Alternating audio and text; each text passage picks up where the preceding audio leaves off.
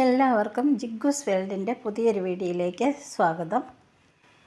കുടുംബത്തിൻ്റെ ഐശ്വര്യം എന്ന് പറയുന്നത് എപ്പോഴും സ്ത്രീകൾ തന്നെയാണ്. ഒരു കുടുംബത്തിൽ ഒരു സ്ത്രീയുടെ അസാന്നിധ്യം ഉണ്ടാകുമ്പോൾ ആ കുടുംബത്തിൽ എന്തെല്ലാം കുറവുകൾ ഉണ്ടാകുമെന്ന് നമുക്കെല്ലാവർക്കും അറിയാവുന്ന കാര്യമാണ്. പുരുഷന്മാർ എത്രയൊക്കെ സ്ത്രീകളെ പുച്ഛിച്ച് തള്ളിയാലും ഒരു സ്ത്രീയുടെ അസാന്നിധ്യം അതൊരു കുറവ് തന്നെയാണ്. അങ്ങനെയെങ്കിൽ വീട്ടിലുള്ളവരുടെ സമാധാനവും സന്തോഷവും ആരോഗ്യവും വീടിൻ്റെ ഐശ്വര്യവും സമ്പത്തും എല്ലാം നോക്കേണ്ടതും ചില കാര്യങ്ങൾ ചിന്തിച്ച് പ്രവർത്തിക്കേണ്ടതും ഒരു വീട്ടമ്മയാണ്. അതിനായിട്ട് നമുക്ക് എന്തൊക്കെ കാര്യങ്ങൾ ശ്രദ്ധിക്കാം, നമ്മുടെ വീടിൻ്റെയും നമ്മുടെയും ദോഷങ്ങൾ എന്തെങ്കിലുമൊക്കെ ഉണ്ടെങ്കിൽ അത് മാറ്റിയെടുക്കാനും നമുക്കൊന്ന് ശ്രദ്ധിക്കാം. അത് എങ്ങനെയൊക്കെയാണെന്ന് നമുക്കൊന്ന് നോക്കാം. വീട്ടമ്മമാർ രാവിലെ എഴുന്നേറ്റാൽ തന്നെ അവരുടെ ആദ്യത്തെ ജോലി തന്നെ കിച്ചണിൽ നിന്നായിരിക്കും തുടങ്ങുക. അപ്പോൾ നമുക്ക് കിച്ചണിൽ നിന്ന് തന്നെ തുടങ്ങാം. നമ്മൾ പാചകം ചെയ്യുന്ന എല്ലാ ഭക്ഷണങ്ങളിലും ഉപ്പെന്ന് പറയുന്നത് ഒരു പ്രധാന ഘടകമാണ്. എന്നാൽ ഈ ഉപ്പ് ചില്ലറക്കാരനല്ല കേട്ടോ. ഉപ്പ് നമ്മുടെ വീടിനും വീട്ടിലുള്ളവർക്കും ഒരു പ്രത്യേക പോസിറ്റീവ് എനർജി ലഭിക്കുന്നു എന്നാണ് പറയാറ്.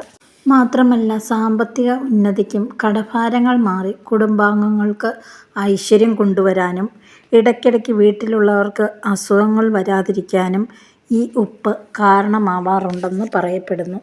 ഉപ്പെന്ന് ഉദ്ദേശിക്കുന്നത് പൊടിയുപ്പല്ല, കല്ലുപ്പാണ് ഉദ്ദേശിക്കുന്നത്. നമ്മളൊരു വീട് വയ്ക്കുമ്പോൾ ആ വീടിൻ്റെ സ്ഥാനം നോക്കുന്നത് എന്തിനാണ്?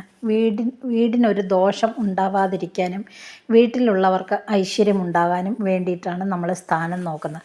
അതുപോലെ തന്നെയാണ് നമ്മുടെ വീട്ടിലെ ഈ ഉപ്പിൻ്റെ സ്ഥാനവും വളരെയേറെ പ്രധാനപ്പെട്ട ഒന്നാണ്. ഉപ്പ് വയ്ക്കുമ്പോൾ ഒരുപാട് കാര്യങ്ങൾ ശ്രദ്ധിക്കണം. അതും ഭരണികളിലാണ് ഉപ്പ് സൂക്ഷിക്കേണ്ടത്. കുപ്പികളിൽ ഒരിക്കലും ഉപ്പ് സൂക്ഷിക്കാൻ പാടുള്ളതല്ല. മാത്രമല്ല ഇതുപോലെ നമ്മൾ ഉപ്പിട്ടാൽ മാത്രമേ നമ്മൾ ഉദ്ദേശിക്കുന്ന ഫലം നമ്മൾക്ക് കിട്ടുകയുള്ളൂ. എല്ലാവരുടെ വീടുകളിലും കോയിൻസ് കാണും അല്ലേ?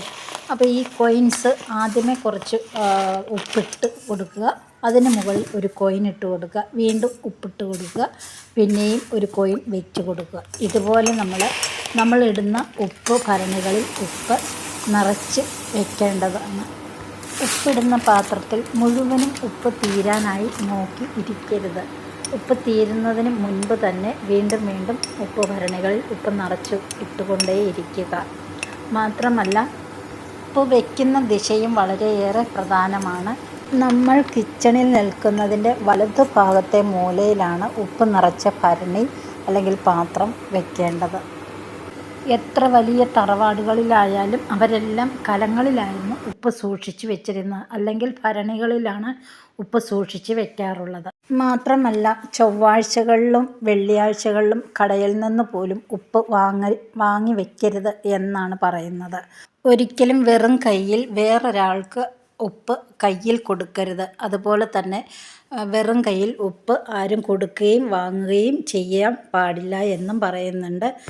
പിന്നെ മറ്റൊരു കാര്യം, നമ്മുടെ വീടുകളിൽ ഉപ്പ് സൂക്ഷിക്കുമ്പോൾ ഇതുപോലുള്ള ചില്ല് പാത്രങ്ങളിൽ ഉപ്പ് സൂക്ഷിക്കാതിരിക്കുക.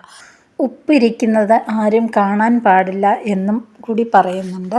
കൈകളിൽ ഉപ്പ് കൊടുക്കാൻ പാടില്ല എന്ന് പറയുന്നതിന് കാരണം നമ്മളുടെ വീട്ടിലെ ഐശ്വര്യവും സമ്പത്തും എല്ലാ നന്മകളും മറ്റൊരാളിലേക്ക് ചോർന്നു പോകും. അതുകൊണ്ടാണ് കൈകളിൽ ഉപ്പ് ആരും കൊടുക്കരുത് എന്ന് പറയുന്നതിന് കാരണം.